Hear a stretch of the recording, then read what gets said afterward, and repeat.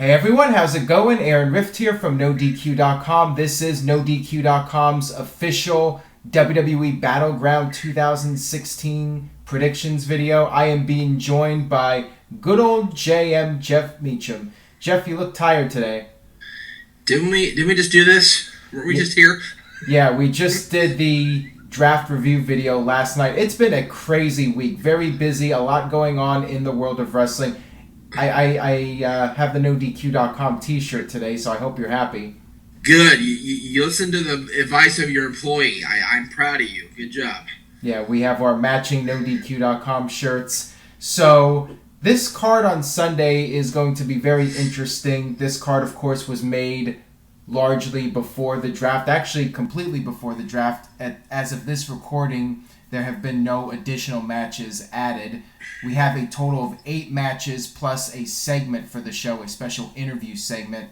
I'm not sure what the kickoff is. I tried looking on WWE.com. There's no information on that.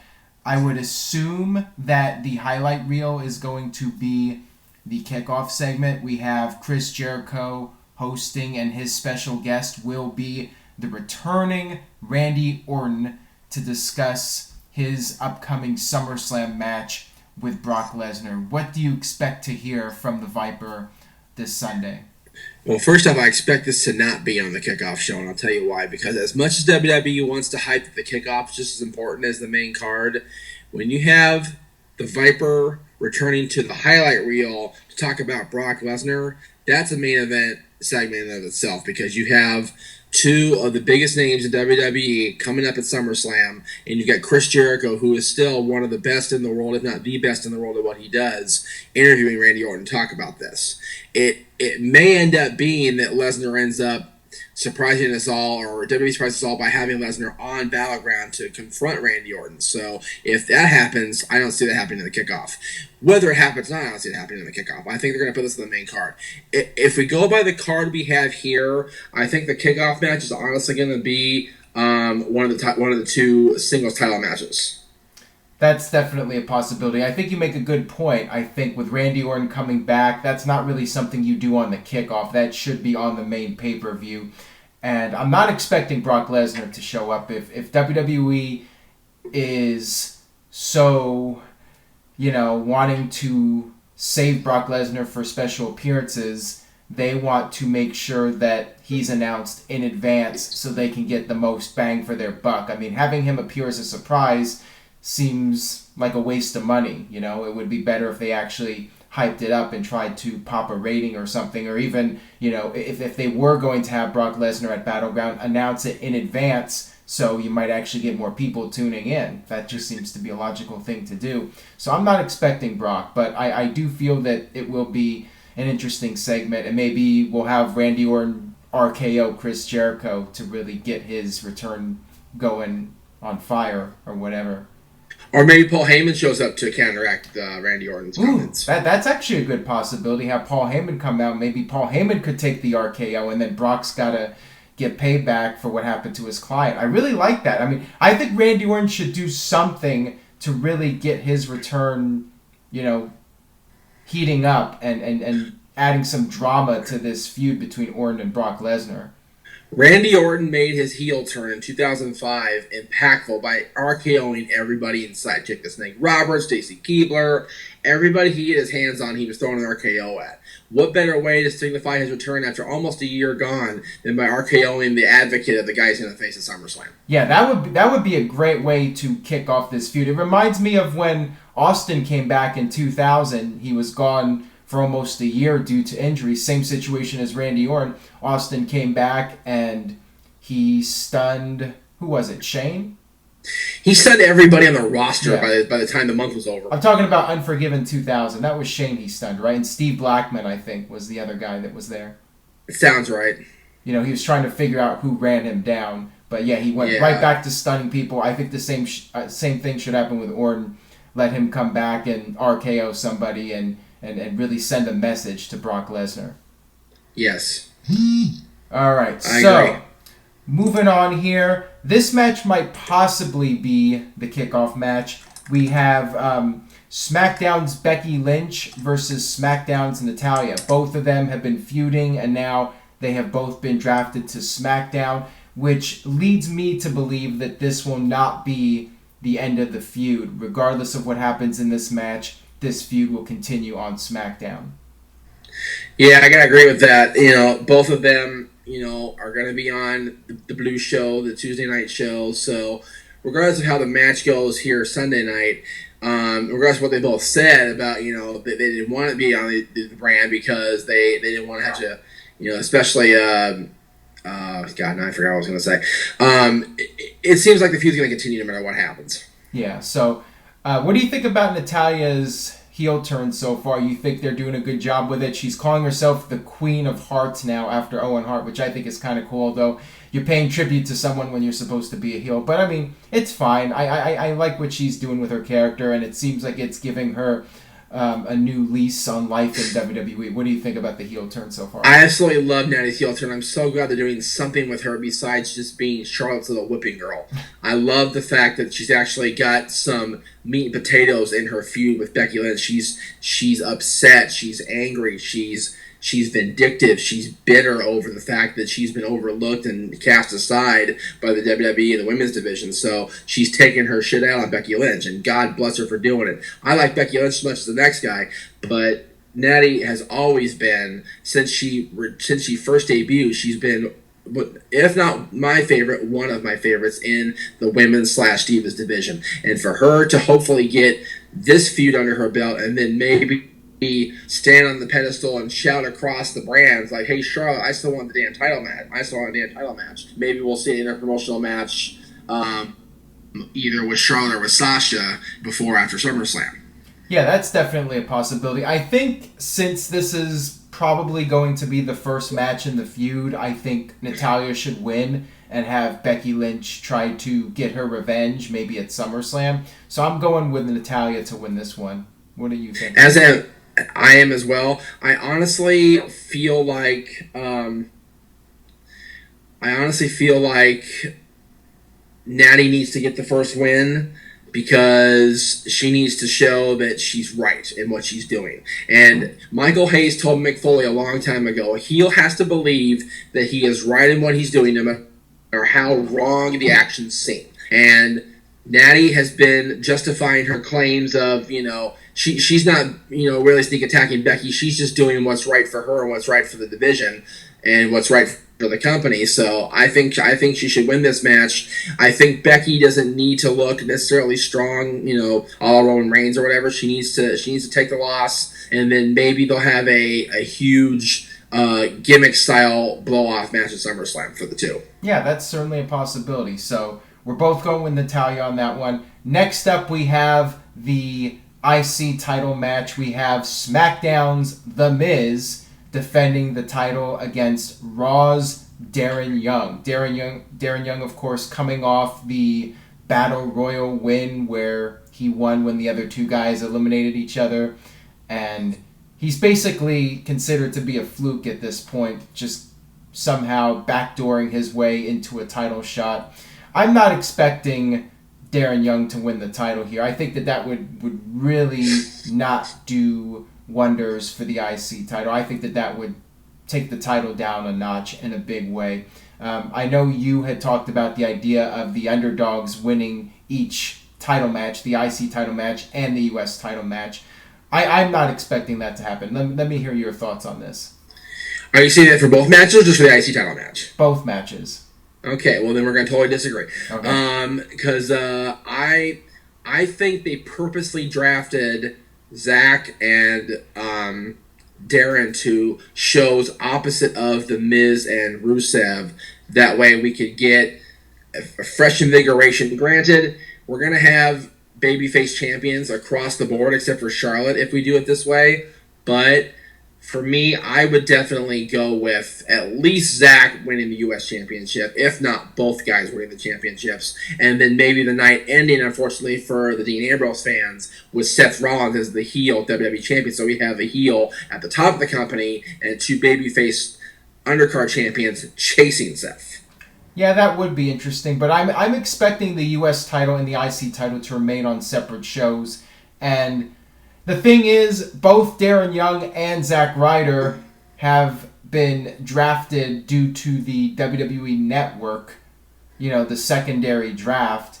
And because of that, I mean, neither of them really have that much momentum. At least Darren Young has won a few matches, even if it's been by a fluke, basically. Zack Ryder has really done nothing. Darren Young did use the chicken wing to beat The Miz on SmackDown, which leads me to believe he's definitely losing at the pay-per-view, since he got the win right before the pay-per-view. I'm sticking with the champions retaining. I guess we can talk about Rusev defending his U.S. title. Same thing. I'm expecting Rusev to retain here. Zack Ryder really hasn't been positioned to be a serious contender. But then again, was he a serious contender at WrestleMania? And look what happened. Maybe I have to put my hair on the line again for something. Please don't do that. Yeah, I'm not doing that. I really do not care at this point if Ryder wins or not. You know what's sad? I'm not going to league with you if you do it. Yeah, you know what's sad? Like, Ryder hasn't really been getting very good reactions. It's like all these years Zack Ryder had so much fan support, and now people just don't care. I feel the same thing with Ziggler. I feel like Ziggler has gotten to the point where he's just there, and the fans really don't care about him. It's very much the Roman Reigns, John Cena syndrome. You love them when they're coming up, but once they're at the top, meh, who cares? Yeah. I just feel bad because Ryder had some momentum, but that's going into a whole other topic. I feel it's too little too late. I feel him winning the U.S. title really accomplishes nothing at this point, and it's just going to water down the title. That's just my opinion, though. So you're going... You know what I would do, honestly, if... I don't know what they're doing with Superstars and main event as far as the brand extension. I would totally have Zach, if he loses Sunday, just totally go complete batshit crazy, Long Island IC, and go, you know what? Screw it. I'm on Superstars. I'm on main event. I'm the internet champion again. Yeah. You mentioned main event and Superstars. That reminds me about the change with the announce team. So I'm assuming, starting with this pay-per-view, the new announce teams will be commentating the Raw and SmackDown matches exclusively. For Raw, we have Michael Cole, of course, still as the head announcer, and Byron Saxton is still on Raw, but the new addition to the Raw commentary team is Corey Graves. And on SmackDown, we have Mauro Ranallo as the main play-by-play announcer, and then we have JBL as his color guy, and the third guy for SmackDown is David Otunga. And I think Tom Phillips is doing both Superstars and main event, with Corey Graves hosting Superstars and main event. We'll have Otunga as the play-by-play guy. And that means no Jerry Lawler. Lawler is apparently completely off the announce team now. So what are your thoughts on the change to the commentary teams? Well, I was going to bring this up on Coast to Coast with Greg Cherry when I tape later today, but I'll go ahead and address it now. Kind of surprised we didn't see Jerry Lawler in any announced team at all. I actually tweeted him this morning and said, hey, what's the deal? And haven't had a response yet, so we'll see if he actually responds or not. He responds to me every now and then. I love that Corey Graves is on Raw. Corey Graves is easily the best heel color analyst WWE has, even more so than JBL, more so than the King.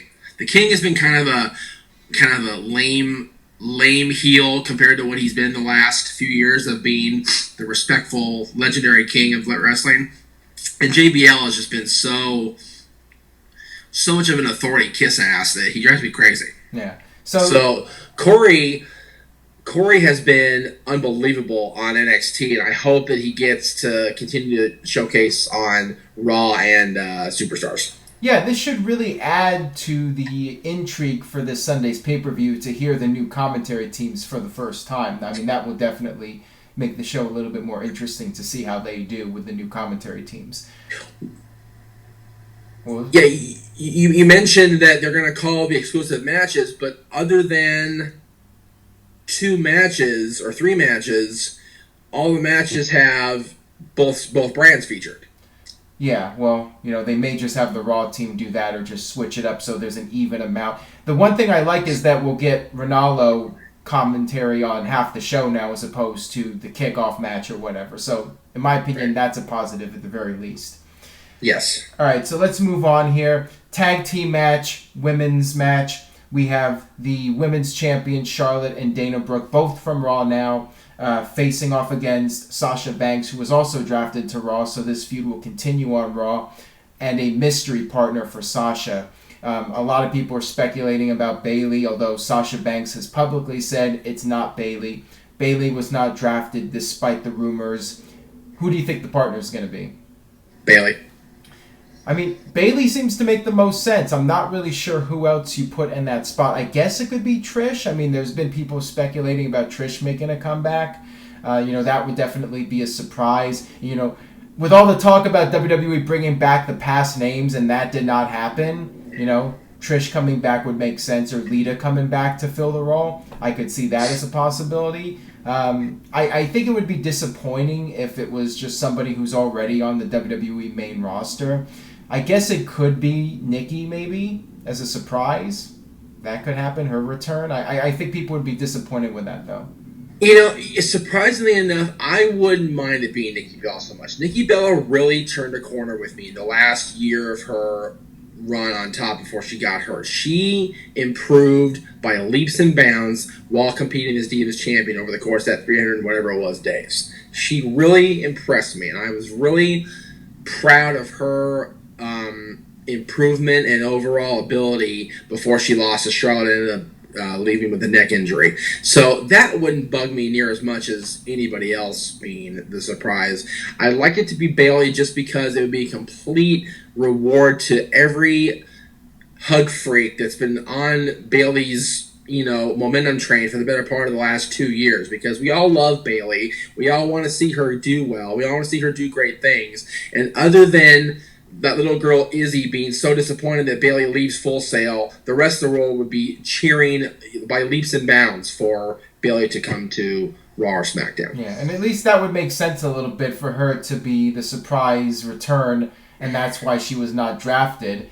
Just the fact that they chose Eva Marie for the draft over Bayley really makes no sense. I mean, we all know the real reason, why Bayley and some of the people stayed on NXT, because NXT needs those talents for the tours. But at the same time, it just doesn't make sense that they would not be picked in the storyline. Well, because think about it. Last night, NXT lost Nia, Alexa, and Carmella. That's 3 of their top women wrestlers on storyline and in the ring right away off the top. If they lose Bayley Sunday, they have Asuka and they have the new crop of girls for Asuka to be built around. Yeah, there's not that many, but they could bring in some new female talents. I'd like to see Candice LeRae in WWE. I've been saying that since Candice her and Joey are doing unbelievable. Joey Ryan, by the way, are doing unbelievable things as the world's cutest tag team, and she's engaged to Johnny Gargano, who is in NXT now. So why not have Candice be on NXT? I think she'd be a great addition to the roster. Yeah, so it would be an opportunity to introduce some new people. So we'll see what happens. I think regardless of who the mystery partner is, I expect Sasha's team to win. As do I. It would be a complete momentum deflator if Sasha's team lost going into SummerSlam. Yeah, exactly. And I'm not expecting the mystery partner to come in and then turn on Sasha. When they're building up Sasha versus Charlotte, it would just completely distract from the storyline of Sasha versus Charlotte. So the only thing that makes sense to me is Sasha's team winning. Agreed. All right, next up we have a Raw match. Sami Zayn versus Kevin Owens, Raw versus Raw, which is interesting because they've been hyping this up as the very last encounter between these two. But as it turns out, they are staying on the same brand. I do expect this to be the final match of the feud, and I think these guys will tear the house down. If they're given a good 20-25 minutes, this could be one of the best matches of the year. It'll definitely be match of the night if they if they turn them loose. Match of the year, I mean, it's July, so maybe. But we both know firsthand what these guys can do. The Ring of Honor crowd knows firsthand what these guys can do if they're really turning loose against one another. Their final battle without honor was something to behold. And if you've not seen it there, and I'm telling you, go on YouTube and look up Ring of Honor's final battle of honor between Jericho and Steen. My God. these two guys are going to tear the house down, like you said, and I honestly think that they're going to give the big final ending, the feud-ending win to the guy from Montreal, Sami Zayn. Yeah, I mean, I think I'm going to agree with you on that. I think that since this is going to be the end of the feud, or at least it's expected to be the end of the feud, I think the babyface should win the feud and let Sami have the feel-good moment. And you could do a storyline with Kevin Owens where he gets pissed off about losing. He's pissed off about not being in the top 10 draft picks, and he just completely goes on a rampage and just starts targeting new people and, just let him unleash his anger and frustrations on other people and set up new feuds. And, yeah, go ahead. I was going to say, if you look at the card we've done so far, you've got Natty winning, who's bad. You've got the two champions training, who are bad. And you've got Charlotte, who's a bad guy, losing. So I think Sami's win will balance out your side of the predictions as far as it won't be so heel heavy. It'll be about the balance. Me, I'm babyface heavy the whole way through here, it looks like. So. Oh, jeez. All right, so yeah, I'm definitely going with Sami to win this one, although this could really go either way. I mean, it would not surprise me if Owens won, but I think Sami would be the better choice. It's one of those things like we said a few months ago, whatever it was, when they were going to face off the last time they faced off pay-per-view. Does it really matter? No, it doesn't really. I think both guys are going to be just fine regardless of the outcome. Right. Yeah, what matters is they tear the house down, which I'm almost certain they will. Yes. All right, so here's an interesting match. 6-man tag team match. The New Day, the team that is about to break London and Kendrick's record as the longest reigning WWE Tag Team Champion. So that's the lineage that they're about to break. Demolition was the old WWE Tag Team Champions, and there's a lot of confusion about that just because, when people think WWE Tag Team Champions, they think of one lineage when there's actually two separate ones, which is dumb in my opinion. I'm not a big fan of that, but whatever. Not either. Anyways, so yeah, we have the New Day versus the Wyatt family. Bray Wyatt and Eric Rowan were drafted to SmackDown, and Strowman has been drafted to Raw, so could this be the end of the Wyatt family? Will we see Strowman possibly turn on his guys? This is a really interesting one to predict. Well, let me do a little bit of a breaking news story on your own website for you. As of this morning, New Day has passed London and Kendrick. Well, there you go. So they are 32 days and counting. So they are now the longest reigning WWE Tag Team Champions, but not the old WWE Tag Team Champions. Right. The ones that Kurt Angle and Hugh must not be named first one. That title. Yeah. Yeah. Anyway, I don't expect Braun Strowman to turn on his New Day. Wow. His Wyatt family brethren. I think that we're gonna see the Wyatt family unite one last time to eradicate the pest of the New Day from their compound existence once and for all. But I think they're going to come up short. I think that the fact that they so easily and so viciously scared the New Day off of their compound is going to motivate Xavier E. and Kofi to come in there on Sunday and just try to tear the house down with these guys. And at the same time, continue their dominant hold over the tag team division of WWE in general. Yeah, I mean, I think just because of the fact that the Wyatts are going to be separate, I'm expecting New Day to win, and maybe after the match there's a falling out between the Wyatt family and they go their separate ways. It's really interesting. There's a lot of different ways this can go. I mean, of course, there's been the speculation about Xavier Woods turning heel, but I think that was just a storyline to add some intrigue to the match. I'm not expecting Xavier to turn at this point. Like I said, I think it's too soon for the New Day to split up. I think they can still go for another 6 months or so, maybe even break Demolition's record, so they can be the all-time WWE Tag Team Champions longest reign.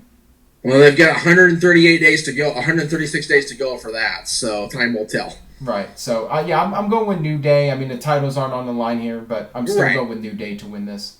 Yeah, New Day was the top tag team pick in the draft. They can't have them lose. Yeah, my top draft pick when we did our fantasy draft.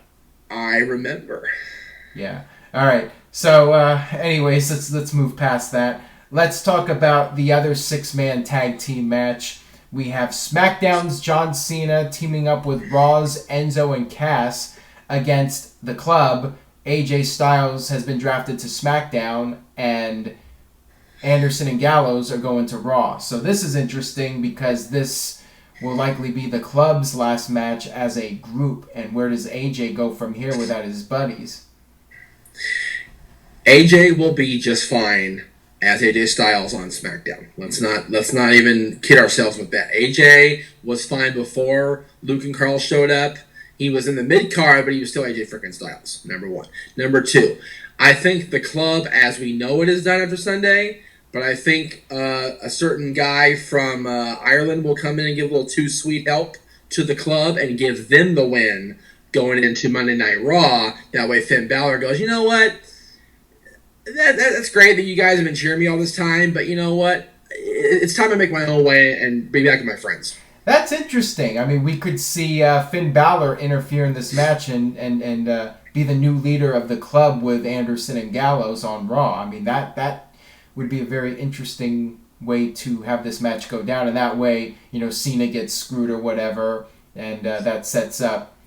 Or actually, you could have AJ get screwed. You could have Finn Balor cost AJ and take him out and then align himself with Anderson and Gallows. I would say either way, I want to see Finn attack AJ. That way, AJ and Cena's next match is about respect and about AJ going, I said the wrong thing, I did the wrong thing, I made the wrong decision. Let's have a fight about respect. And Cena goes, you know what, you're stand-up kid, I like that. Let's do that. And then that way Finn can take the club and just maybe zero in on the New Day going into SummerSlam. Yeah, I mean, that's really interesting. This one's tough to predict, but I think I'm going to go with Cena and Enzo and Cass to win with some sort of falling out between the club members, whether Finn Balor interferes or there's just some issue, and there'll be some kind of miscommunication. Something will go down that will lead to Cena and Enzo and Cass winning. I tend to agree only because I really don't see a reason that Carl and Luke need to beat John Cena on pay-per-view. That they don't really care. It's AJ's battle. So if Finn were to come in and cost the club the victory, or if that's the plan from the club from the get-go to have Finn usurp AJ's role, then there you go. Yeah, so, all right. Yeah, we're both going with the good guys to win this match then. Yeah, good guys. Woo! All right. So now we have the main event, which is very intriguing. A lot of different possibilities for this one. The long-anticipated Shield triple threat match. We have Dean Ambrose coming off his victory over Seth Rollins on SmackDown, defending the WWE Championship, representing SmackDown against Seth Rollins, who's representing Raw, and returning from his suspension, fresh off the suspension, Roman Reigns, who was also drafted to Raw. So we have two Raw guys trying to win the WWE title and bring it home to Monday Night Raw. A lot of different ways this can go. I keep meaning to tweet JoJo and Lillian Garcia about ring announcing. I have to correct you on the announcing of these names. You announced them totally wrong. It's SmackDown's WWE Champion, the Dude, Dean Ambrose, versus Raw's the Man, Dean motherfucking Ambrose, versus Raw's the Man, Seth frickin' Rollins, versus not just a good guy, not just a bad guy, he's Raw's guy, Roman Reigns. Well, there you go. There you go. Now, I think the elephant in the room is, regardless of what happens Sunday night, both shows are going to have a world title, which I hate. So I think that Dean's going to retain, just so we set up Stephanie, the heel commissioner, going, well, this is ridiculous. We need to do what Bischoff did. We need our Raw's own exclusive world champion. So, boom, here's the big gold belt. I think that's a pretty solid prediction. I mean, you know what? I would not be surprised if Roman takes the fall. If Dean Ambrose ends up pinning Roman Reigns and retains the WWE title. Either that or Seth Rollins wins the title by pinning Roman Reigns. I could see that happening as well. I would be really surprised if Roman wins the title here just because he was suspended, and I think he's going to need to stay out of trouble for a while before they invest in him as champion again. Right. So I think that would be the least likely outcome. Yeah, I mean, if we're going to have two championships, two sets of world titles, I think Ambrose winning would make the most sense. And then Stephanie's pissed off. I mean, I could see a segment where Stephanie at the beginning of the show is backstage trying to get Roman and Seth to work together to make sure the title comes back to Raw. That's going to be Stephanie's plan. So in a way, you know, we're going to have the two heels against Dean Ambrose, who's the babyface. The odds are against Ambrose here, you know, naturally, not just because it's a triple threat match, but you're going to have the other two guys trying to work together to bring the title to Raw. So, you know, Ambrose is really going to be the babyface of this match. And because of that, you know, I think he'll prevail in the end. He'll overcome the odds, retain the title. Stephanie will be furious that these guys failed to work together and bring the title back to Raw. And, you know, they'll set up a tournament or whatever to crown a new champion. Maybe do Elimination Chamber at SummerSlam. That's a possibility as well, to crown a new world champion. Possibility, but I honestly see Stephanie pulling the Eric Bischoff route and just going, here you go, Seth, you're the champion for real. I would not be a fan of that. I think it would be better just to do a tournament. I wouldn't be a fan of it either, but I wouldn't be surprised if it happened. Yeah. It very well could happen that way. I think it would be better if they did like Elimination Chamber or something, but, you know, there's a lot of different things they could do. Regardless, I'm officially going with Dean Ambrose to retain the title. Well, let me ask you this. You're the one that covers. Roman returns Saturday night at the house show, correct? Yeah, he's coming back at the house show. If I'm writing WWE.com's articles this weekend, I would write some sort of thing where Roman and Stephanie had a closed-door meeting Saturday night at the house show.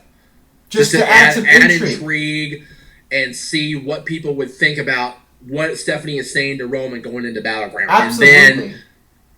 And then unveil the alliance between the two at Battleground. Yeah. I do feel they should do a segment at Battleground where they try to interview Roman and he says nothing. Let him just be completely silent and just, you know, it's a mystery what he's going to do. I mean, that's definitely one of the most intriguing things is how Roman will be portrayed on Sunday. For the first time in a long time, he's the most intriguing dude on the card. Yeah, really. I mean, it's going to be very interesting. But like I said, I'm going with Ambrose. Rollins, I think, would be my second choice. And then, of course, Reigns winning, I think, would be the long shot outcome. But if they're splitting the titles, I think the best way to go is Ambrose winning. I agree. Ambrose is going to win. They're going to split the world titles again. What I'd like to see is the Vegas odds. I don't have the Vegas odds in front of me. I like to see what Vegas is saying about who's going to win the championship match on Sunday, because it really, there's so many different things that are going to happen in that match. Yeah, so from top to bottom, this is a very interesting card. I mean, coming off the draft, you know, that definitely adds a lot of intrigue to a pay-per-view that traditionally hasn't been that big of a deal. Battleground is usually one of the weakest pay-per-views of the year, but this year, it's definitely different. It's going to be a very interesting show. I absolutely agree.